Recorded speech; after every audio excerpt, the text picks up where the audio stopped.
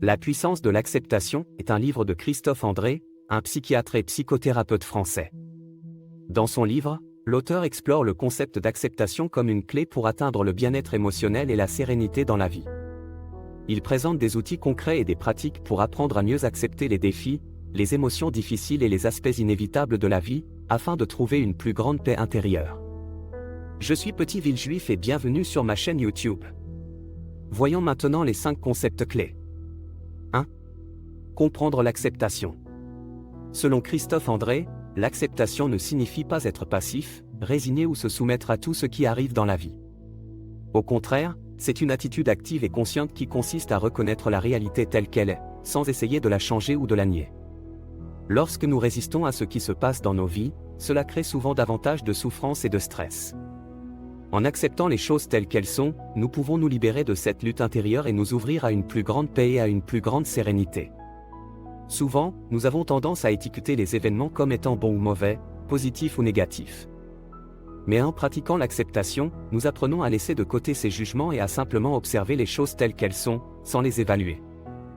De même, nous avons tendance à nous croire meilleurs que les autres durant certaines périodes de notre vie et en dessous de tout quand nous déprimons. L'acceptation signifie se voir et s'accepter tel que nous sommes, avec nos forces et nos faiblesses, nos qualités et nos défauts. Cela implique également de reconnaître nos émotions, même celles que nous pourrions considérer comme négatives, et de les accueillir sans jugement. L'acceptation ne signifie pas abandonner nos objectifs ou nos aspirations. Au contraire, elle nous permet de nous orienter vers nos objectifs de manière plus réaliste et en accord avec qui nous sommes vraiment. En acceptant où nous en sommes actuellement, nous pouvons mieux planifier notre chemin vers nos aspirations futures. 2. Accepter les émotions. Trop souvent, nous avons tendance à considérer certaines émotions comme positives et d'autres comme négatives. Nous cherchons à éviter les émotions désagréables comme la tristesse, la colère ou l'anxiété, et à nous accrocher aux émotions agréables comme la joie et le bonheur. Cependant, cette approche peut nous conduire à refouler ou à rejeter nos émotions, ce qui peut entraîner de la frustration, de la confusion et même de la détresse émotionnelle. Il est essentiel de reconnaître que toutes les émotions sont naturelles et font partie de notre expérience humaine. Au lieu de les juger comme étant bonnes ou mauvaises, l'invitation est d'accueillir pleinement nos émotions telles qu'elles sont, sans essayer de les contrôler ou de les supprimer. Lorsque nous acceptons nos émotions, nous leur donnons l'espace de se manifester et de s'exprimer pleinement. Cela peut être une expérience libératrice car cela nous permet d'être plus authentiques et honnêtes envers nous-mêmes. Nous pouvons alors prendre conscience de ce que nous ressentons réellement à l'intérieur et nous connecter plus profondément avec notre monde émotionnel. 3. Accepter les changements, car ils font partie intégrante de notre existence, qu'ils soient voulus ou subis. Parfois, nous sommes confrontés à des transitions heureuses, comme un nouveau travail, un déménagement ou une relation amoureuse. D'autres fois, les changements peuvent être difficiles et douloureux, tels que la perte d'un être cher, la fin d'une relation ou une rupture professionnelle. L'acceptation des changements consiste à reconnaître que la vie est en constante évolution et que rien n'est permanent. Plutôt que de résister ou de s'accrocher à ce qui était, il s'agit de trouver la force intérieure pour s'adapter et se réinventer face aux nouvelles circonstances. Lors d'un changement, il est normal de ressentir de la tristesse, de l'anxiété ou de la peur lorsque nous sommes confrontés à l'inconnu. Laisser ces émotions émerger et les accueillir sans jugement est essentiel pour avancer sereinement.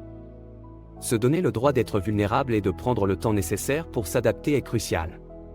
Plutôt que de se blâmer ou de se sentir coupable pour ne pas être parfaitement à l'aise avec le changement, il est important de se rappeler que c'est un processus normal et naturel. Plutôt que de le percevoir comme une menace, nous pouvons nous demander quels enseignements ou opportunités il peut nous apporter. Le changement peut être une occasion de croissance personnelle et d'enrichissement de notre expérience de vie. Enfin, se tourner vers le soutien de nos proches peut nous aider à traverser les périodes de changement. Parler de nos émotions et de nos préoccupations avec des personnes de confiance peut être réconfortant et nous permettre de voir les choses sous un nouvel angle. 4. Cultiver la bienveillance envers soi-même. La bienveillance envers soi-même consiste à se traiter avec la même gentillesse, compassion et compréhension que nous le ferions envers un ami cher. Cela signifie être notre propre allié plutôt que notre critique le plus sévère. Cette attitude est fondamentale pour notre bien-être émotionnel et mental. Il existe différentes façons de cultiver la bienveillance envers soi-même. Pratiquer l'autocompassion, c'est-à-dire reconnaître notre souffrance et nos difficultés avec empathie et compréhension, plutôt qu'à nous critiquer pour nos imperfections est en une. Prendre le temps de se reposer, de manger sainement, de pratiquer des activités qui nous plaisent et de nous entourer de personnes qui nous soutiennent en est une autre.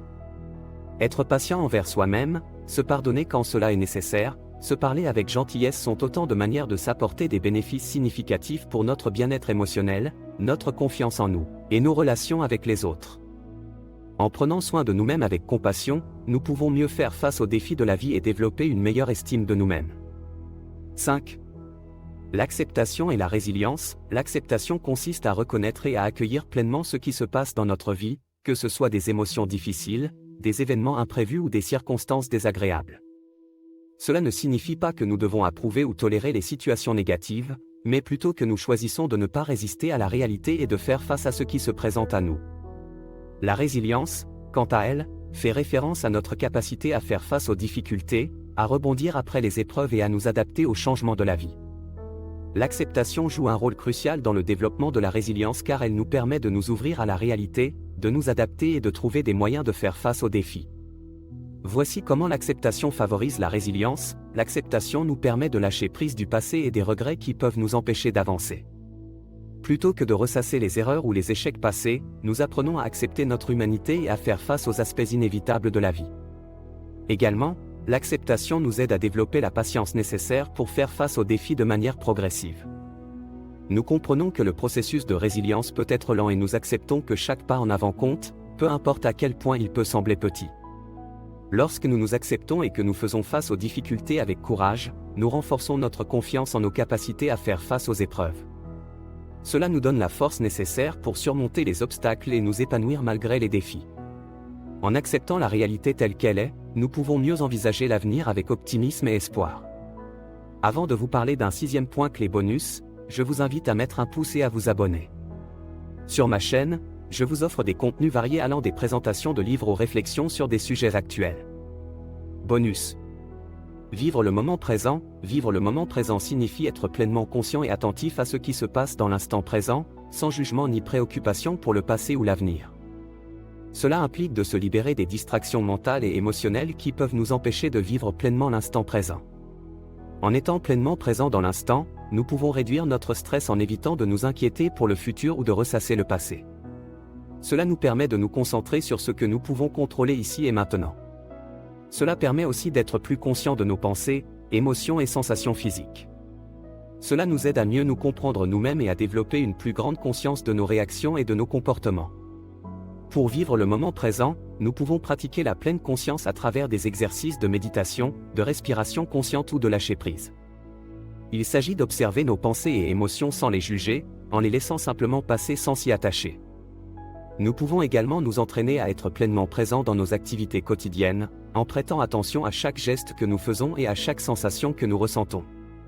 En cultivant la pleine conscience et en vivant le moment présent, nous pouvons améliorer notre bien-être mental, émotionnel et physique, et profiter pleinement de chaque instant de notre vie. Cela nous permet de nous connecter davantage à nous-mêmes et au monde qui nous entoure, en nous offrant une plus grande paix intérieure et une meilleure qualité de vie. C'était Petit Villejuif et c'est la fin de cette vidéo. Je vous remercie de m'avoir suivi et j'espère que vous avez apprécié. N'oubliez pas de vous abonner à ma chaîne YouTube et de cliquer sur la cloche pour être notifié de mes prochaines vidéos. C'est la meilleure façon de soutenir ma chaîne. Merci encore pour votre soutien et à très vite sur mes prochaines vidéos. À bientôt.